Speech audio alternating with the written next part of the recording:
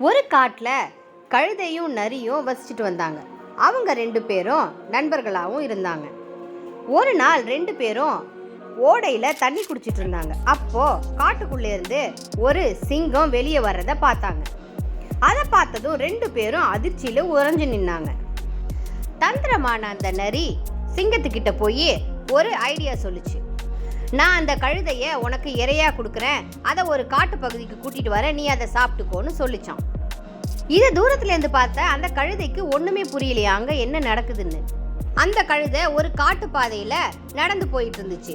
உடனே அந்த நரி சிங்கத்துக்கு சிக்னல் கொடுத்துச்சு. மறைஞ்சிருந்த அந்த சிங்கம் கழுதையை தாக்க ஆரம்பிச்சுது. எவ்வளவோ முயற்சி பண்ணியும் கழுதையால தப்பிக்க முடியல. அந்த சிங்கத்துக்கு கழுதை இரையாச்சு.